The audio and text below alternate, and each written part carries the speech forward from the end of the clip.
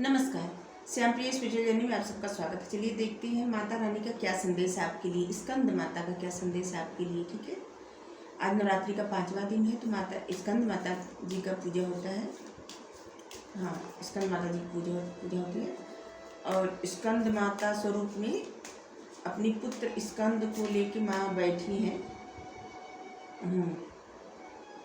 भगवान कार्तिकेय उन्हीं का नाम स्कंद है। उनके और भी नाम है, कुमार नाम है, कार्तिकेय नाम है, स्कंद नाम है और भी बहुत सारे नाम हैं। तो स्कंद की माँ होने के नाते उनको स्कंद माता के नाम से जाना जाता है। तो आज उनका संदेश आपके लिए। ठीक है, हमारी ये रीडिंग टाइमलेस है। आप इसे जब भी देखेंगे, नवरात्रि के बाद भी देखेंगे तो आपके लिए रीडिंग रहेगी। ठीक है, और ये जनरल रीडिंग है तो इसे जनरल की तरह ही लीजिए। और ये सभी के लिए है, हर वर्ग के लोगों के लिए है, सभी जेंडर के लोगों के लिए है और सभी एज ग्रुप वालों के लिए है। ठीक है, आपके जीवन अगर आपसे रिजोनेट हो सकती है, हो रही है तो आपके लिए है। ठीक है,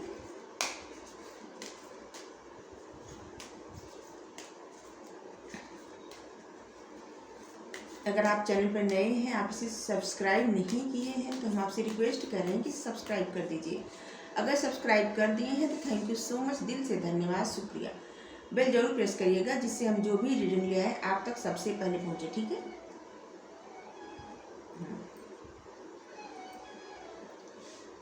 आपके लिए कार्ड आया है द हैंडमैन और द मैजिशियन। मैजिशियन बॉटम में है। ठीक है, इस वक्त आपकी लाइफ में जैसे एक जादू हो रहा है, जादू किया जा रहा है। ठीक है, कुछ आप मांगे थे ईश्वर से, डिवाइन से, वो आपको मिल रहा है इस वक्त। ठीक है, चाहे वो जिस चीज़ के लिए आप ज़्यादा परेशान थे, ज़्यादा मांग रहे थे, चाहे वो आप अपने पार्टनर को मांग रहे हो या फिर आप अपने करियर में सफलता चाहते हो या पढ़ रहे हो तो पढ़ाई में सक्सेस चाहते हो या फैमिली में, फैमिली प्रेम से रहे, अच्छे से रहे, मतलब कुछ अच्छा आपकी लाइफ में इस वक्त हो रहा है और ये डिवाइन कर रहे हैं, वही जादू कर रहे हैं। द मैजिशियन का कार्ड आया है। आपने जो कभी मांगा था, जिसके लिए आप कभी बहुत बेचैन थे, परेशान थे, इस वक्त आपको वो दिया जा रहा है। ठीक है, सबसे पहले हम आपको बता दें कि आपके लिए 1 तारीख और 11 तारीख, ठीक है, बहुत ज़्यादा अच्छा रहेगा। मतलब 1 तारीख को कुछ अच्छा हो सकता है या 11 तारीख को, आने वाले 1 तारीख या 11 तारीख को। ठीक है, और 3 तारीख, हाँ 3 तारीख को भी। और आपके लिए आने वाला जो नवंबर, जनवरी और मार्च बहुत बड़ी सफलता लेके आएगा। ठीक है, आपको बहुत बड़ी उपलब्धि हासिल होगी।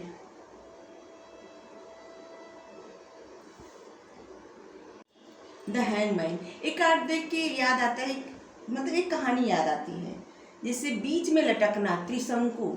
ठीक है, त्रिशंकु की कहानी हम आपको बताते हैं। भगवान रामचंद्र जी के पूर्वज थे, उनका नाम था सत्यव्रत, जो राजा पृथु के पुत्र थे। ठीक है, इनके जो पुत्र थे वो थे राजा हरिश्चंद्र। तो ये राजा जो है सत्यव्रत, ये हरिश्चंद्र को राजा बना के ये राजपाट सब त्याग के स्वर्ग जाने के लिए तपस्या करने लगे। ठीक है, लेकिन बिना मरे कोई स्वर्ग नहीं जा सकता, मतलब शरीर को त्याग कर ही स्वर्ग जा सकता, सिर्फ आत्मा जा सकती है स्वर्ग में, शरीर नहीं जा सकता। तो राजा सत्यव्रत थे, उनके जो गुरु थे वो थे वशिष्ठ जी। वशिष्ठ मुनि का नाम आप सुने होंगे, जो भगवान रामचंद्र जी को शिक्षा दिए थे। तो उनसे वो प्रार्थना किए कि आप हमें सशरीर स्वर्ग में भेज दीजिए। तो वो कहे कि नहीं, ये संभव नहीं है, आप सशरीर स्वर्ग में नहीं जा सकते, ये प्रकृति के विरुद्ध है, नियम के विरुद्ध है। तो राजा जो सत्यव्रत हैं, वो वशिष्ठ के बड़े पुत्र शक्ति, उनके बड़े पुत्र का, वशिष्ठ जी के बड़े पुत्र का नाम शक्ति था।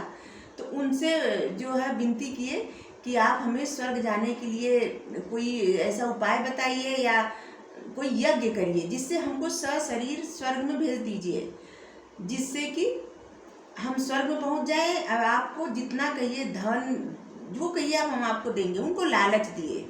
ठीक है, इस लालच से उनके जो पुत्र थे वशिष्ठ जी के, वो बहुत क्रोधित हो गए और वो जो है उनको सत्यव्रत को श्राप दे दिए।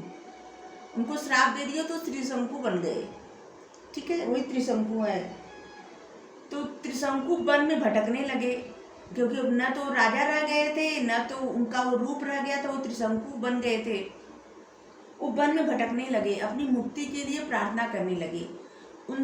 उनसे तब राह मतलब वन में मिले विश्वामित्र जी। ठीक है, तो त्रिशंकु जो है उनसे बहुत प्रार्थना किए।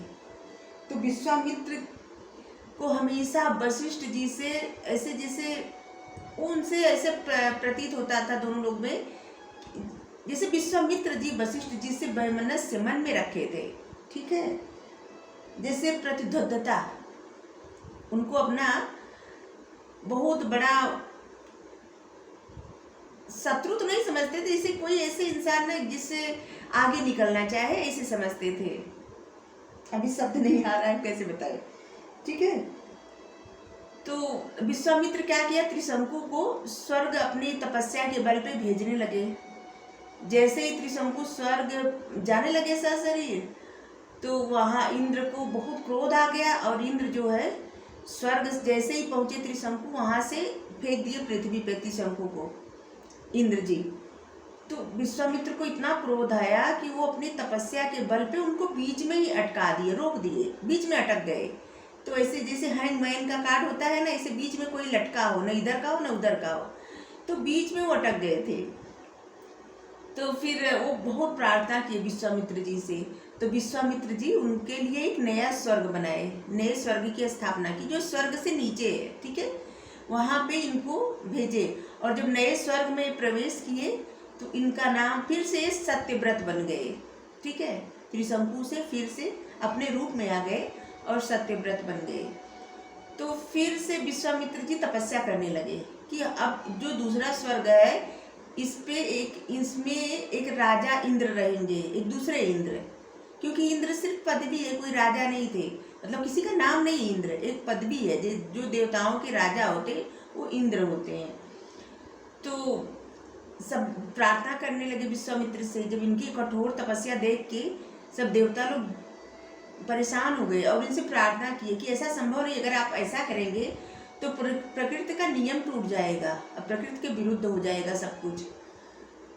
तब विश्वामित्र समझ गए और वहाँ पे मतलब दूसरे स्वर्ग में इस बात पे माने कि दूसरे स्वर्ग में राजा त्रिशंकु मतलब सत्यव्रत को रहने दिया जाए और वो इंद्र की सभी बात मानेंगे, उनकी कभी अवहेलना नहीं करेंगे।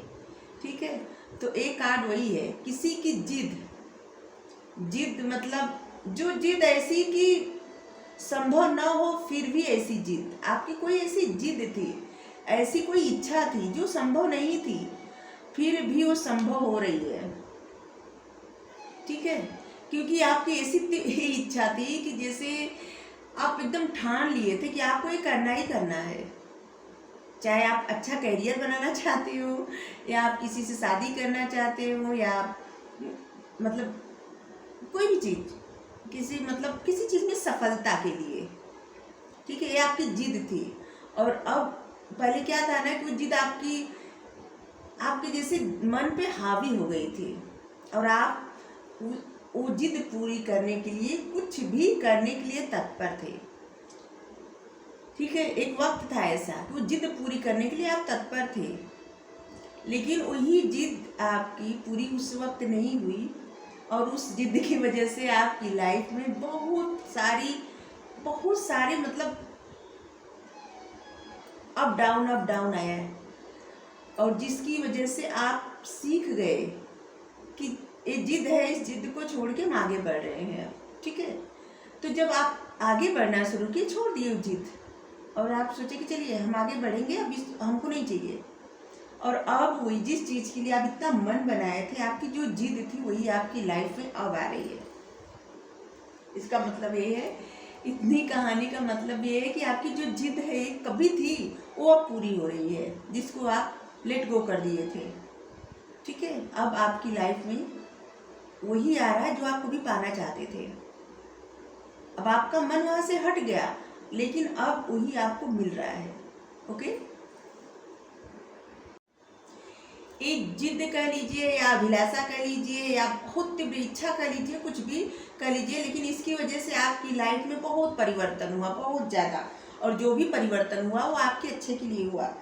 आपका आत्मविश्वास बढ़ा, आप बहुत ज़्यादा रचनात्मक बन गए, मतलब क्रिएटिव बन गए। ठीक है, आप में बहुत सारी बातें जानने की निपुणता आई, समझने की निपुणता आई, जो कि पहले आप जैसे ना इतने अच्छे से कुछ नहीं सोचते थे, नहीं समझते थे जितना अब समझते हैं। जैसे किसी चीज़ में निपुण हो जाना। ठीक है, आप में चतुराई आ गई, जो कि पहले बिल्कुल नहीं थी, बहुत बचपना था आप में। अभी आपके अंदर चतुराई आ गई और आपकी इच्छा शक्ति जो है वो बहुत प्रबल हो गई। पहले आप कुछ भी करने से बहुत डरते थे। कोई कार्य करना था ना, आप 1-2 दिन करते फिर छोड़ देते, चलिए जान दीजिए हमसे नहीं हो रहा है। अभी नहीं है, ऐसा है कि आप कुछ भी करने की ठान ले रहे हैं तो उसको किए बिना आप मानेंगे नहीं, मतलब सक्सेस पाए बिना आप रुकेंगे नहीं। ठीक है, आपका जो कार्य करने की क्षमता है वो भी बढ़ रही है, शक्ति, पावर। ठीक है, पहले आप थोड़ा सा आलस दिखाते थे या किसी वजह से आपकी इच्छा नहीं करती थी, लेकिन अभी आप जो भी कार्य कर रहे हैं, आपकी जो भी डिजायर है, जो गोल है, आप उसको पूरा करने के लिए, कुछ भी करने के लिए तत्पर हैं।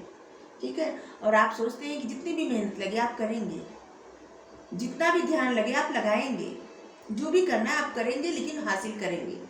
क्योंकि ये जो हैंगमैन की सिचुएशन थी ना, किसी चीज़ के लिए आप इतने कभी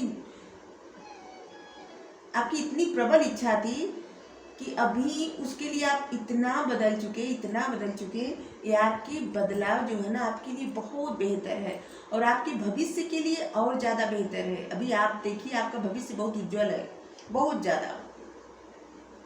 और एक तरह से ना माता रानी की कृपा ही थी, आपको ऐसा बना दिया गया। ठीक है, तो आपको घबराने और परेशान होने की आवश्यकता नहीं है। जो कुछ आपकी कभी बहुत प्रबल इच्छा थी वो भी आपकी लाइफ में अब मिल रहा है, और अब आप जो भी चाहते हैं, कुछ भी चाहते हैं, वो आपको मिल रहा है। द हाई प्रीस्टेस का कार्ड आया है, देखिए द हाई, मतलब आप जीत चुके हैं। मतलब आप अपने मन के उस नकारात्मक एनर्जी को फेंक दिए हैं जो आपको डराता था, कभी डराते थे या किसी का भय था, किसी का डर था, वो सब आप फेंक चुके हैं, खत्म कर चुके अपने मन से। अब आप निर्भीक होकर आगे बढ़ रहे हैं। आपको लगता है कि जो सुपर पावर है ना, यूनिवर्स, वो आपका साथ देंगे और अब बस उन्हीं पर भरोसा है आपको, और आप अपने मन का किए जा रहे हैं और आप खुद में बहुत प्रसन्न है, जिससे अकेले ही बहुत ज़्यादा प्रसन्न है। आपकी जो इच्छा करते हैं आप करते हैं। आपको जैसे नहीं लगता कि कोई और आपको हंसाए या किसी और को ये आप हक दें कि कोई आपको रुलाए, कोई आपको हंसाए या कोई आपको, जैसे किसी और को आप हक ही नहीं दे रहे हैं कि कोई किसी और की वजह से आपकी लाइफ में खुशी या गम रहे। ठीक है, आप बहुत ज़्यादा आत्मविश्वास से भरे हैं, शक्ति, ज्ञान, बुद्धि, सब कुछ आपके अंदर आ गए, क्योंकि आप जब तक एक हैंगमैन सिचुएशन में थे ना, बहुत बदलाव होता रहा आपकी लाइफ में, बहुत ज़्यादा। कभी आप बहुत ज़्यादा प्रॉब्लम का सामना किए, बहुत ज़्यादा, और उससे उबर के जब आप निकले ना, तो बहुत आप एक ऐसे इंसान बन गए जिसकी नींव मजबूत बन गई। बहुत कुछ सीख के, समझ के अब आप आगे बढ़ रहे हैं, और अब कुछ भी बिना सोचे समझे आप नहीं करने वाले। आपकी कोई इच्छा बहुत, मतलब यहाँ भी आया कार्ड ऐसे आए हैं कि आपकी जो इच्छा है ना पूर्ण हो रही है, जैसे जादू हो रहा है आपकी लाइफ में, और अब आप जो कुछ भी सोचेंगे वो मिलता जाएगा आपके लिए। समझ लीजिए कि एक तरह से ब्लेसिंग है आपकी लाइफ में, कि अब आप जो कुछ सोचते जाएंगे आपको मिलता जाएगा। आप जो चाहिए मैनिफेस्ट करते रहिए, आपकी लाइफ में वो सब आता जाएगा। आप बस नहीं, मतलब किसी तरह का नियम फॉलो ना करके बस ऐसे ही कुछ सोचेंगे ना, वो भी आपकी लाइफ में मिलता जाएगा। तो आप अच्छा सोचिए, क्योंकि अगर कुछ गलत चीज़ें सोचेंगे तो वो भी आपकी लाइफ में आती जाएगी। तो आप अपने मन को अच्छा करिए और अच्छा सोचिए, ठीक है। कुछ गलत मत सोचिए, जिससे आपकी लाइफ में ब्लेसिंग ही ब्लेसिंग बस आती जाए। अब आपकी सारी इच्छा पूरी होने वाली है, सारी इच्छा एक तरह से अभी पूरी भी हो, बहुत सारे लोगों की इच्छा पूरी भी हो रही है और बहुत सारे लोगों की का वक्त बहुत अच्छा चल रहा है। मतलब जो लोग देख रहे हैं रीडिंग, उनका वक्त इस वक्त उनके फेवर में है। ये वक्त ना उनकी मुट्ठी में आ गया है। अब वो जो चाहेंगे वो मिलेगा उनको, ठीक है। ये सब आपके एक तरह से ना, जब सब लोग जीवन में बहुत प्रॉब्लम फेस करते हैं, जब उससे बाहर निकलते हैं तो एक तरह से वो तपस्या, जो प्रॉब्लम फेस कर रहे होते हैं ना, वो तपस्या ही कर रहे होते हैं। उससे वो निखर के और बाहर निकलते हैं। जब वो निखर के बाहर निकलते हैं तो बहुत ज़्यादा उनके अंदर एनर्जी, उनके अंदर गुण, उनके अंदर ज्ञान, ये सब मतलब इस सब में निपुण हो जाते हैं और ईश्वर की ब्लेसिंग रहती है उनके ऊपर। क्योंकि जैसे सोना तप के और निखरता है, उसी तरह इंसान भी कभी कभी वो ऐसा होता है कि बहुत सारे प्रॉब्लम को फेस करके जब कोई निकलता है ना, तो उसे बहुत ज्ञान मिल जाता है, जीवन जीने का तरीका मिल जाता है जो शायद पहले उसके पास नहीं था।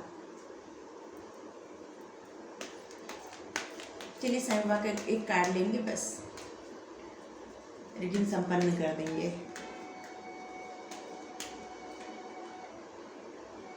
भरोसा और आस्था, आपके भय तथा चिंता से भी मजबूत आपकी आस्था हो।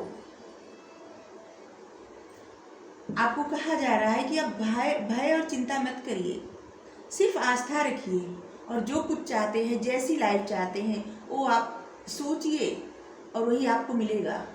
क्योंकि आप एक निखर, मतलब आप एक ऐसे सोना बन चुके हैं ना कि जो चाहेंगे वही होगा।